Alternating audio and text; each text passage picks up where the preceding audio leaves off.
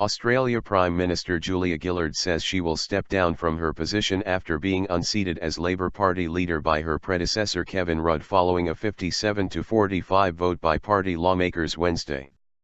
Gillard had said whoever loses the vote should quit Parliament at upcoming elections, and Rudd agreed.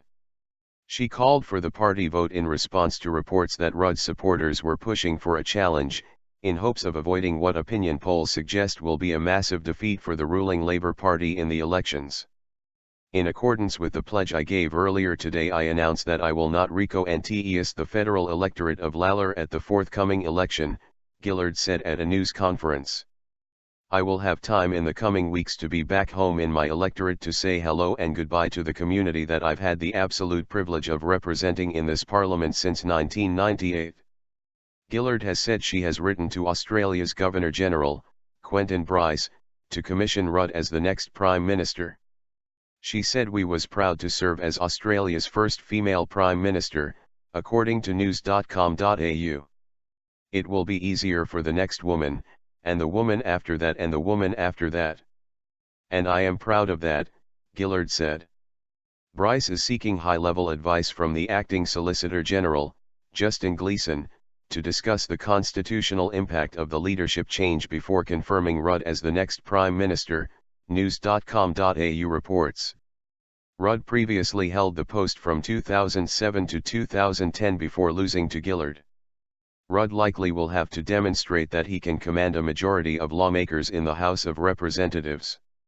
If Rudd is not approved, opposition leader Tony Abbott could be asked to form a government or elections could be moved up from September to August. Deputy Prime Minister and Treasurer Wayne Swan quit after Rudd's victory and was replaced by Rudd ally and Transport Minister Anthony Albanese in a second ballot. The ballots ended a bitter rivalry between Gillard and Rudd that helped create an atmosphere of chaos and disunity. Rudd previously had ruled out such a challenge unless he was assured of the overwhelming support of his colleagues. Gillard had survived two previous attempts by Rudd to take over.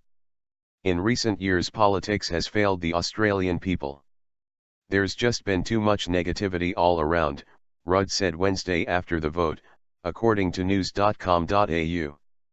I intend to lead a government that brings people together and gets the best out of them. Opinion polls suggest the Labour Party could lose around half of its 71 seats in the 150-seat House of Representatives, where parties form the government, but they also show that Rudd would be a more popular leader than Gillard. A party power broker and influential Gillard ally, Bill Shorten, announced shortly before the ballot that he would back Rudd. I have now come to the view that Labour stands the best chance to defend the legacies of this term of government and to continue improving the lives of millions of Australians if Kevin Rudd is our leader, Shorten said. Gillard said earlier she believed she would survive the vote. I wouldn't be putting myself forward unless I had a degree of confidence about the support of my parliamentary colleagues. Gillard's announcement followed media reports that a petition was circulating among the 102 Labour Party lawmakers. A special party meeting to discuss a leadership ballot would have been called if at least 34 lawmakers 30% signed that petition, but her announcement eliminated that step. Rudd's victory could trigger an earlier election if he cannot attract the level of support from independent lawmakers and from the minor Greens party that Gillard managed. An independent lawmaker who supported Gillard's minority government, Tony Windsor, said he would not support a government led by Rudd. But another independent who rejected Gillard, Bob Catter, said he would support Rudd.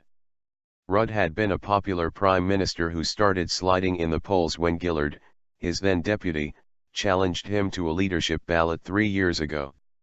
He did not contest the ballot when he became aware of the level of Gillard's support, so she was unopposed when she became the first female prime minister in Australia's history. Weeks later, Gillard led Labour to a narrow election victory and formed an unpopular minority government with the support of independent lawmakers and a legislator from the minor Greens party. In a 2012 ballot, Gillard easily defeated Rudd 71 votes to 31. In February, she threw open her job to a leadership ballot to end leadership speculation, but Rudd refused to challenge and she remained Prime Minister. Abbott had challenged Gillard on Wednesday to bring forward the election to August 3 because of the new wrangling over leadership. Given the paralysis now griping her government and irreconcilable differences in her party over its leadership, will she bring forward the election date to August 3 and let the people decide who should run our country? Abbott asked in Parliament. Before announcing the leadership ballot, Gillard replied that she continued to govern effectively. "I can assure him, Abbott, and I can assure the Australian people that as Prime Minister I am getting on with the job," she said.